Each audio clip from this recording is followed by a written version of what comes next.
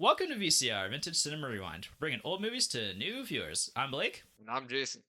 This week we are doing my birthday pick, which is a real throwback and kind of a weird one. We actually brought in our best friend Kelvin to actually join us finally. Kelvin, say hello. Hello, everybody. Glad to be here. Now, we've kind of talked shit about you a little bit, so we're gonna have to. Less glad to be here. Yeah, so we're doing The Lift, which is a 1983 Dutch movie. And how would you say that in Dutch, Kelvin?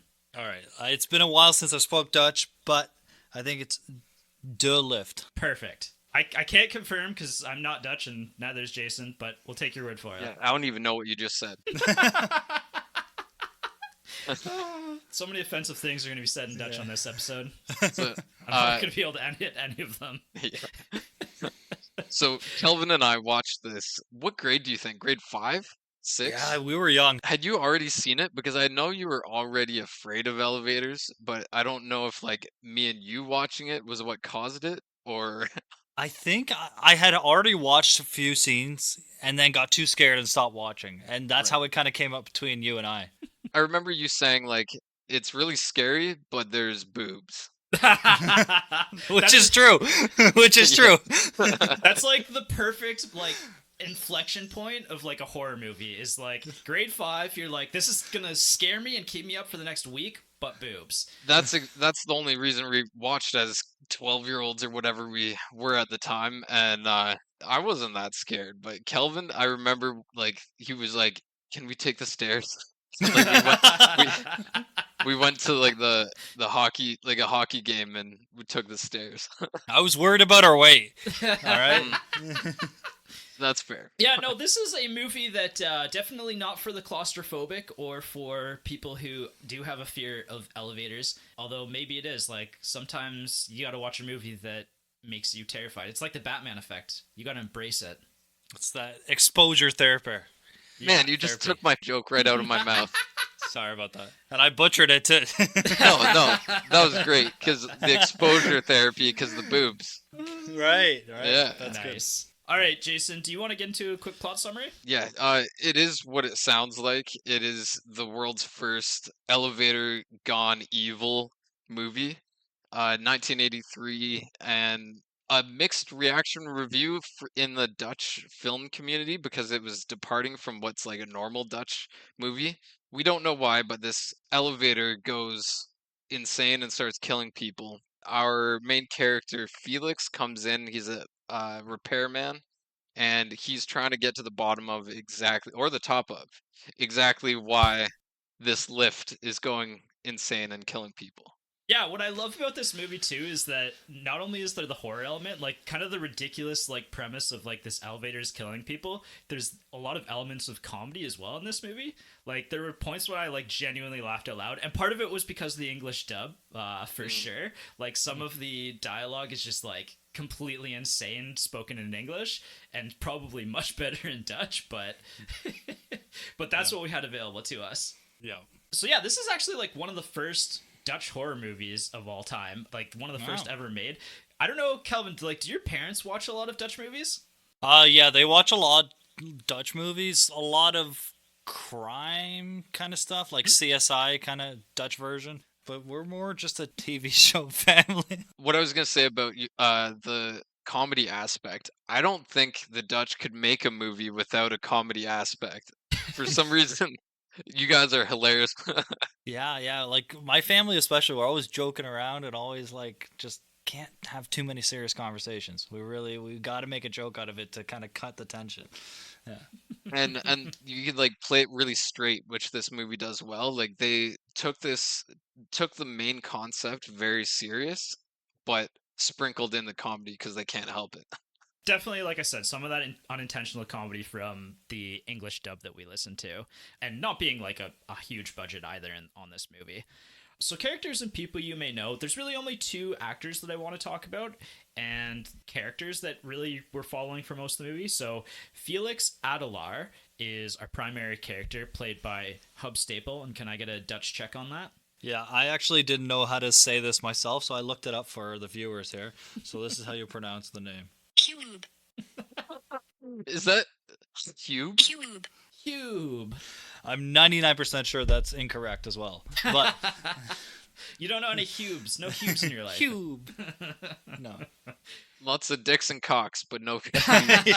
We'll circle back to that in a moment, actually. But Hube is actually a relatively prominent Dutch actor. He was also in a lot of like German TV and film of that era, and worked with the director, which again, gonna circle back to the dicks and the cocks shortly. But kind of an interesting guy. Like this is kind of the movie that put him on the spot, and then him and the director worked together on a few other films that have actually like some Dutch prominence to them. And I'm kind of interested to see, Kelvin, if maybe you've heard of any of these other movies. Yeah, I'm interested too. You know what? Why don't I talk about the director right now? Dick Maas, I think is how I would say it. Is it Dick Maas or is it Dick Moss, Kelvin? It's got to be Dick Maas. I mean, Dick Maas. How much powerful of a name can you have? What I find interesting about Dick's Mass is this is kind of one of the movies that put him on the map, as well as a bunch of music videos that he did with a Dutch band called Golden Earring. Any of this sound familiar? No. Wow, this is wild. And so he did films after this. There was Amsterdam, which is another horror movie that he did with the main character, Hub Staple. He also did a movie called Flodder in the 80s.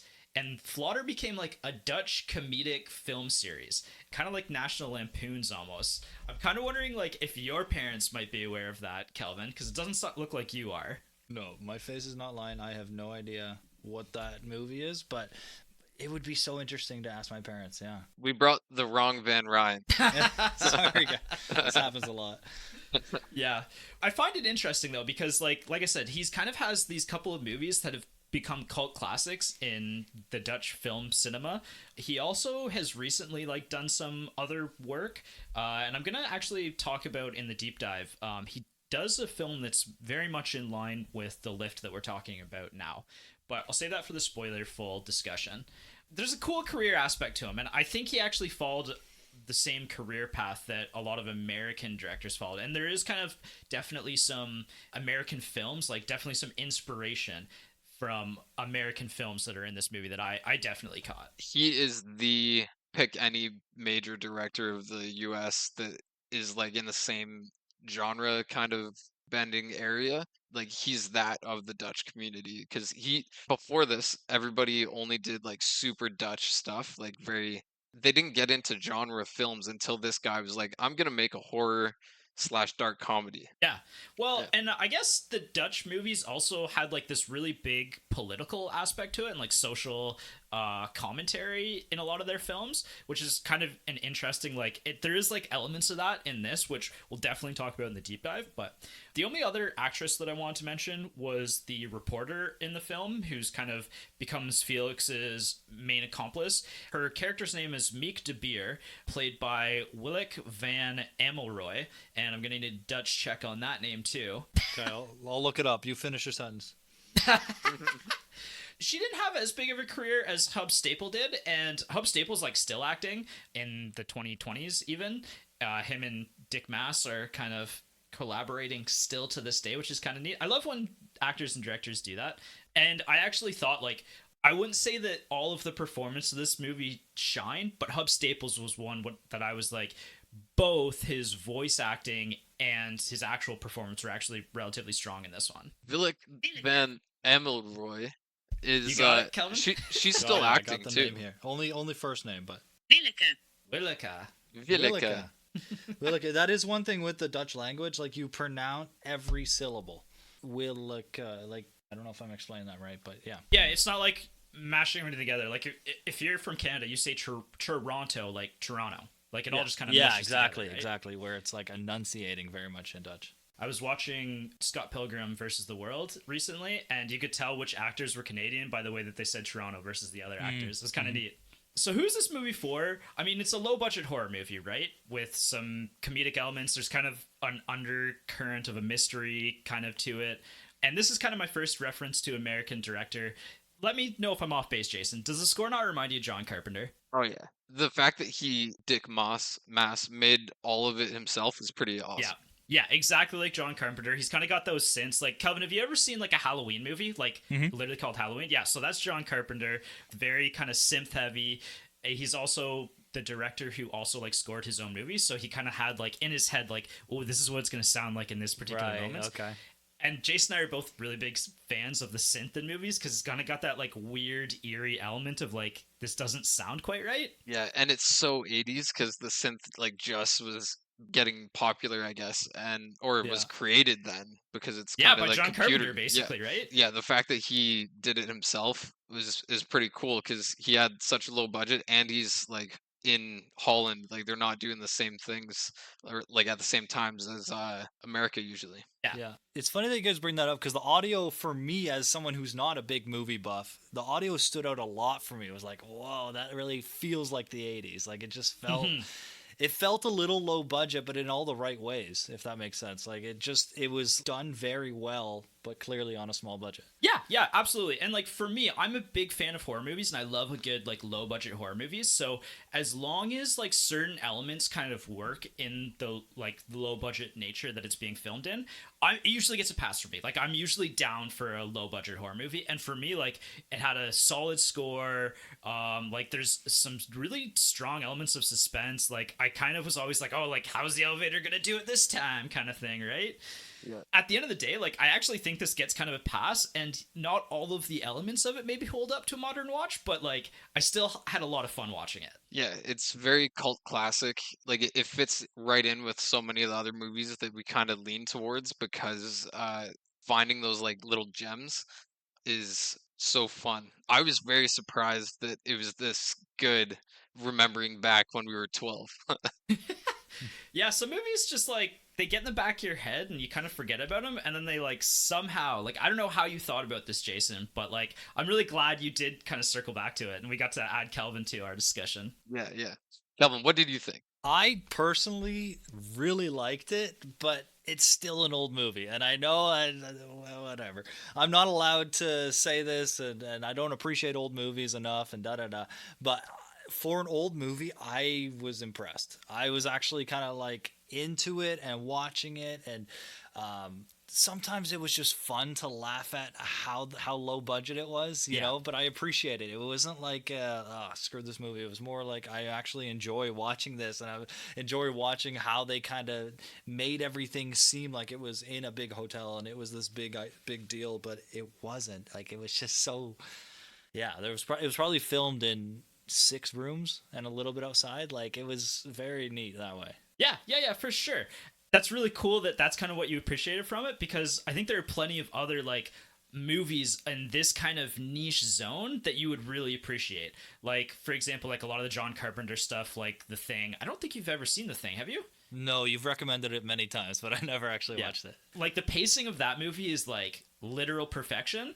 But you know, like Jason and I have talked about Invasion of the Body Snatchers before, like these kind of low budget, like from this era movie that are all kind of like at the end of the day, kind of harkening back to like something like the original Halloween movie, where it's kind of got this like kick-ass score that feels very 80s, like all of those kind of elements. Yeah, I felt like the storyline itself was such an interesting concept to start from, of like an elevator that has a mind of its own and what could even go wrong. Like even when you hear that sentence, an elevator with a mind of its own, you're like, okay, so what's it going to do? Get stuck or like drop a little quicker than it's supposed to? But there's actually a lot that happened with it. That's kind of also like a sign of the 80s, because it was just like everybody on cocaine, like I just had a crazy idea, like what if this happened, and it's just like sold on the premise alone, basically, right? The director was like, I'm surprised nobody in America had made this because like their elevators are such a big part of everybody's daily life and nobody had made it. So he's like, I'm gonna make this real good. Yeah, and without getting into like too much spoilers as well, there's kind of this second and third act element of the elevator and why it has this mean streak that actually is somewhat relevant to today, which kind of I found like very interesting that they were incorporating those elements in the 80s. And again, I don't want to get into too much spoilers about what I mean, so you're going to have to wait for the spoiler full episode. So, when to watch, I mean, obviously this is a low budget horror movie. This just goes into my late night Friday for me. Like, this is after 9 p.m. I'm half asleep on the couch, and I just kind of want to, like, be spooked before I go to bed. Yeah, when did you watch it, Kelvin? Friday night after 9 p.m. There you go. Genuinely, I did. But yeah, it is one of those just like we don't know what to watch. We don't know what's on. You're scrolling through. You see this movie. It's an interesting premise. Let's click it and watch it. And not much thought would go into it. There's one other time that I do actually watch these movies, and that's like Saturday morning. Like, sleep in a little bit, and this is like my version now of like Saturday morning cartoons, is I pick like a weird old movie. Like, a couple weeks ago I watched the original Dawn of the Dead movie at like 10 a.m. in the morning. It was fantastic. Like, perfect experience. As a new father, I watched it in 2 parts on like Wednesday night and Thursday night. I'm good with following along. Like I can stop something and then start it again, so that was completely fine. I would rather have watched it on a Friday night for sure. That's fair. Sometimes you gotta fit it in where you can. Like Dick Moss. Jesus. I'm so glad that you came, Kelvin, but we couldn't have you on every episode because we would just say the same thing over each other. Yeah, exactly. We just have the same mind for dirty jokes. Yeah. Jesus. Yeah. So where to watch right now? This one's streaming on YouTube. It's kind of hard to find, unfortunately, if you're not in the US. Like, it looks like in the US you can actually stream this on Prime and Tubi and everywhere else. But if you're in Canada like us, you're gonna have to go to YouTube. But I'll put the link in the description. And if you really love it, there is a Blu-ray version of it too that you can pick up, and that has both like the English sub and the dub. I really want to watch the dub at some point. I'm a big fan of, or not the dub, the sub. I'm really a big fan of like watching foreign movies in like their original language because, like we'll talk about in part 2, some of the voiceovers are like, why was this person chosen? Yeah. Do you guys know there's a remake of it called Down? Yes. Okay, cool. I didn't. I saw one called The we'll talk Shaft about that by in the deep dive. Dick Mass. Same yeah, person. it's retitled The Shaft for US releases. Did they retitle Oh my his God, name? you guys are just Because gonna it kill me in the sounds second like a episode. porn movie. The Shaft by Dick Mass. Dick Mass with The Shaft. Kelvin, did you ask your parents if they still have the DVD, or was it a VHS that we watched? I don't even know. That would have been a VHS Yeah. for sure. We're a VHS Oh, that's family. awesome. Yeah. They'd probably still have it, but I'd have to ask. Oh man, that's our next viewing party. The 3 of us are going to watch the that'd be VHS of that. And I think that's everything for the spoiler-free episode. So we'll catch you next week for the deep dive. Talking spoilers of The Lift, if I said that right. The Lift. That's checked. Go get your fill of Dick Mass. Enjoy this movie. Come back and check it out. And as always, tell your dad. Tell Jake. Yes. That's how we end each episode, Kelvin. Tell Jake. Tell Jake. Tell Jake to drop the towel. For the love of God, do not tell him to drop a towel. Talking about Dick Mass.